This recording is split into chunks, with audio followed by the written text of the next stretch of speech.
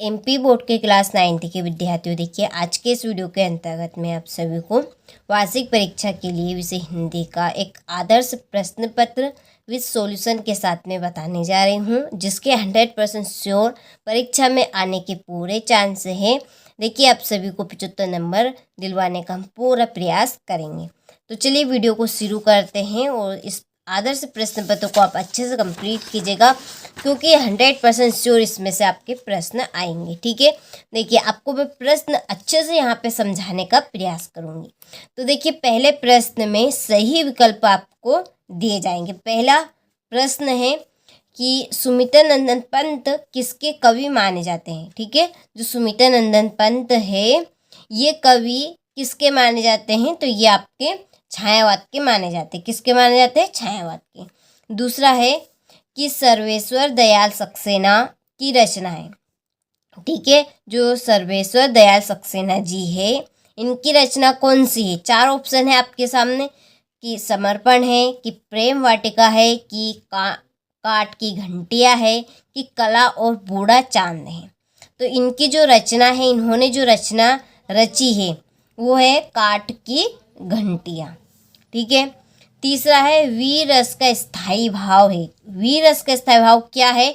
उत्साह है, भय है, क्रोध है, रति है। कौन सा है वीर रस का स्थायी भाव? यदि आपने स्थायी भाव पढ़े होंगे तो आपको पता होगा कि वीर रस का स्थायी भाव क्या है। तो वीर रस का जो स्थायी भाव है वो है उत्साह। क्या है? उत्साह। ठीक है, देखिए ये हम आपका सेट पेपर सी पढ़ रहे। इसके पहले मैं आपको 2 पेपर बता चुकी हूँ। ठीक है, देखिए आपको रियल पेपर कोई नहीं बताएगा, और देखिए हम आपको वही प्रश्न बताएंगे जो आपको 100% श्योर परीक्षा में पूछे जाएंगे। देखिए हमारे साल भर की मेहनत छुपी है ये 4 सेट पेपर में।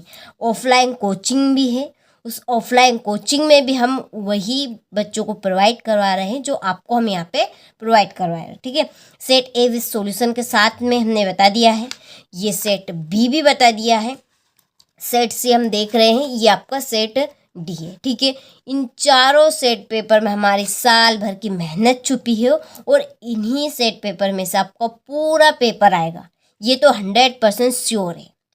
ठीक है, हम देखिए आपको फेक बिल्कुल नहीं बताएंगे, जो बताएंगे एकदम सही बताएंगे।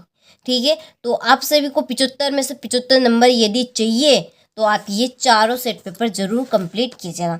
यदि आपको चारों सेट पेपर की विद सॉल्यूशन के साथ में PDF चाहिए तो डिस्क्रिप्शन में नंबर दिए है, आप उन नंबर से कांटेक्ट कर लीजिए और हमारे ग्रुप के साथ आप जुड़ जाइए।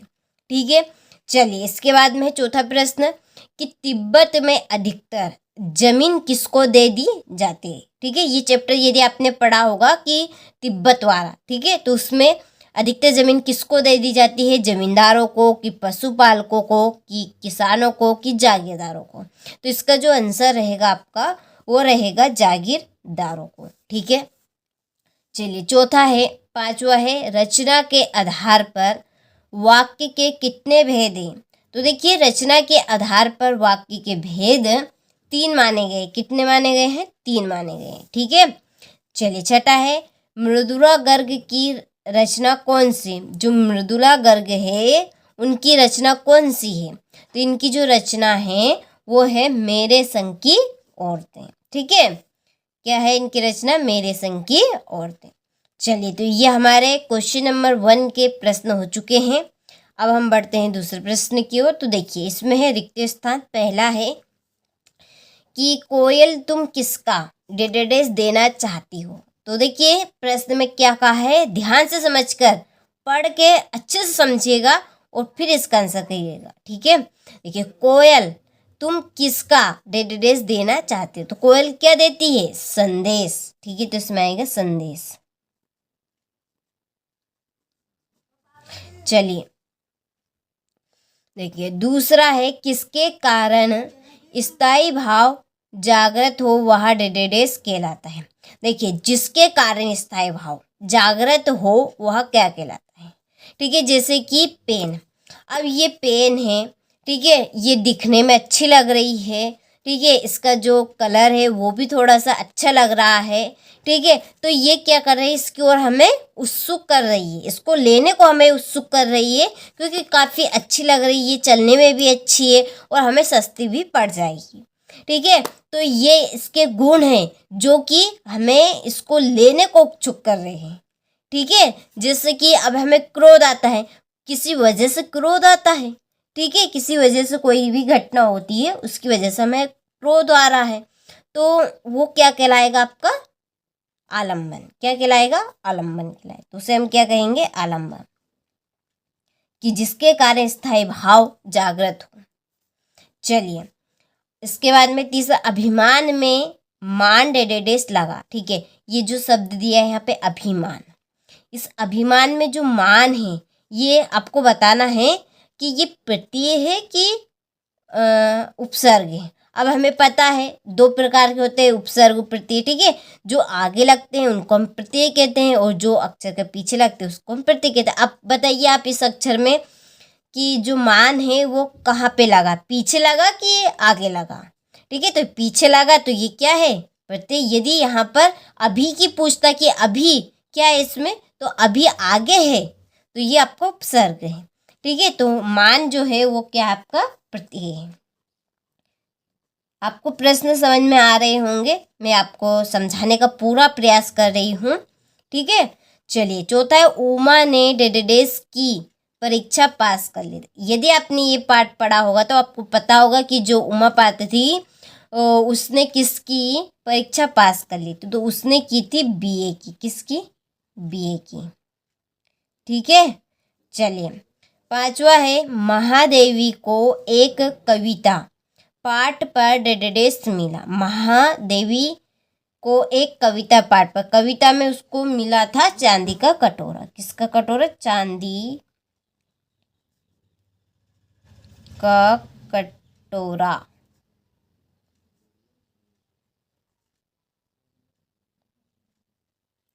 ठीक है, चलिए छठा है, एकांकी में डेडेडेस होता है। एकांकी में एक अंक होता है। क्या होता है, एकांकी में एक, और नाटक में कई अंक होते हैं, एक अंक। ठीक है, चलिए तो यहाँ से आप अच्छे से स्क्रीनशॉट ले लीजिए। क्वेश्चन नंबर 3 है, सही जोड़ी बनाइए। पहली जोड़ी है, चारु चंद्र की चंचल किरणें, तो ये जो अलंकार है वो आपका अनुप्रास अलंकार है। दूसरा है बिहार, बिहार की आपकी जोड़ी है जाबिर हुसैन। तीसरा है मात्र ही भर, ये आपके निपात शब्द है। क्या है, ये आपके निपात शब्द है। चौथा है प्यारे लाल शर्मा, इसकी आपकी जोड़ी है स्वतंत्रता सेनानी। पांचवा नाटक सम्राट, इसकी जोड़ी है जयशंकर प्रसाद। और छठा है संसाधनों का अपव्यय हो रहा है। चलिए तो यहाँ से आप स्क्रीनशॉट ले लीजिए, जोड़ी कंप्लीट हो गई है। क्वेश्चन नंबर 4 है, सत्यासत्य लिखिए। तो देखिए जो पहला है आपका कि जो छायावादी काव्य में प्रकृति का मानवीकरण किया गया है, तो ये बात सत्य है, तो यहाँ पे आपका सत्य आएगा। दूसरा है कि दोहा मात्रिक छंद है, तो सत्य बात है। जो दोहा है उसमें मात्राओं की गणना की जाती है, तो जिनमें मात्राओं की गणना की जाती है वो मात्रिक छंद कहलाते हैं, और जिनमें वर्णों की गणना की जाती है यानी कि अक्षरों की गणना की जाती है वो आपके वर्णिक छंद कहलाते हैं। तो दोहा जो छंद है वो आपका एक मात्रिक छंद है, तो ये बात आपकी सत्य है। तीसरा, एक टोपी पर 2500 जूते निछावर होते हैं, तो इसका आंसर आपका असत्य है। चौथा है किरण शब्द का पर्यायवाची रस्सी में, तो ये आपका सत्य है। पांचों, उमा के व्यक्तित्व में साहस की कमी है, तो यह सत्य है। और छठा है आचार्य रामचंद्र शुक्ल हिंदी के प्रसिद्ध निबंध लेखक है, तो ये आपका सत्य है। ठीक है, चलिए तो स्क्रीनशॉट आप ले लीजिए अच्छे से। क्वेश्चन नंबर 5 एक वाक्य में उत्तर लिखिए। पहला है कि मकरत के खुले डिब्बे जैसा क्या है, इसका आंसर है पर्वती ग्राम। दूसरा है स्थायी भाव को जगाने वाले तथा उद्दीप्त करने वाले कारक क्या कहे जाते हैं, इसका आंसर है आपका विभाव। तीसरा है महादेवी के परिवार में हिंदी को कौन लाया, इसका आंसर है माता जी। चौथा, उपसर्ग शब्द में कहाँ जुड़ता है?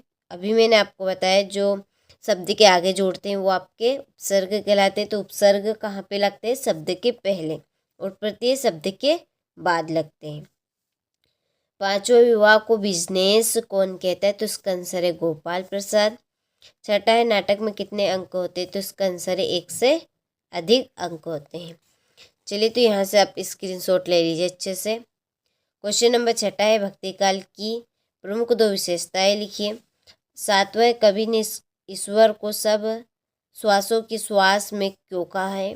कोयल की कूक सुनकर कवि की क्या प्रतिक्रिया थी?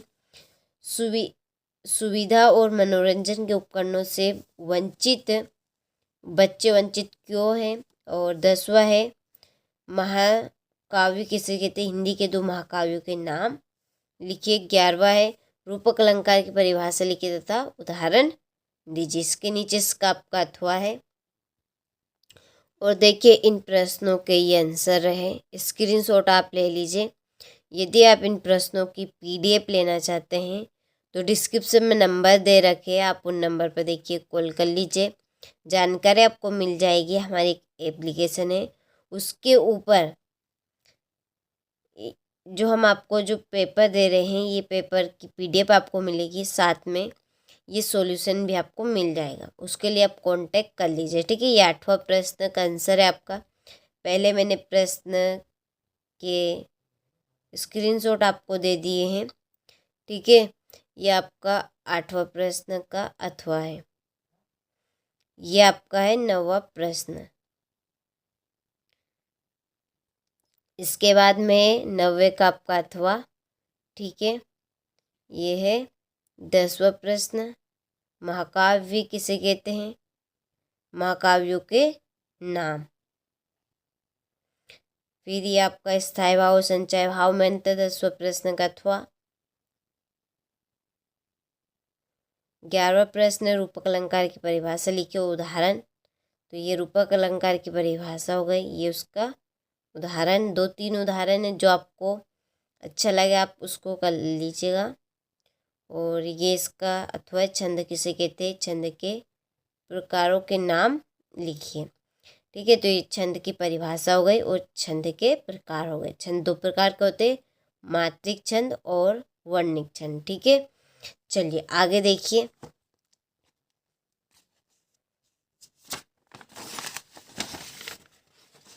आगे ये आपका 12वां प्रश्न है, जीवनी तथा आत्मकथा में 2 अंतर लिखिए। राहुल सत्यानंद की भाषा शैली की विशेषता। यहाँ से क्वेश्चन नंबर ये आपका 14। 15वां फिर 16वां प्रश्न, संधि और समास में 2 अंतर। बाढ़ की खबर सुनकर लोग किस तरह की तैयारी करने लगे? क्वेश्चन नंबर 18, इसमें है काव्यांश जिसका संदर्भ प्रसंग और इसका भावार्थ लिखना है, ठीक है। तो सभी प्रश्नों का यदि आप सॉल्यूशन लेना चाहते हैं, जो हमने डिस्क्रिप्शन में आपको नंबर दे रखे हैं, आप उन पे जल्दी से कॉल कर लीजिए। कॉल करने के बाद आपको जानकारी मिल जाएगी कैसे आपको ऐप पे जाना है और इन प्रश्नों के आंसर आपको कहाँ पे मिलेंगे। तो ये जानकारी आपको पूरी डिटेल में मिल जाएगी, तो आप कॉल ज़रूर कर लीजिएगा, ठीक है। लगभग हो चुके हैं आपके पूरे प्रश्न। ये आपका 22वां प्रश्न है कि बुक बैंक से पुस्तकें देने के लिए एक निर्धन छात्र निधि से सहायता प्राप्त करने के लिए अपने प्रधानाचार्य महोदय को आवेदन पत्र लिखिए। एक आवेदन पत्र आपको देना है इसमें। क्वेश्चन नंबर 23 में है एक निबंध कंप्लीट करना है, ठीक है।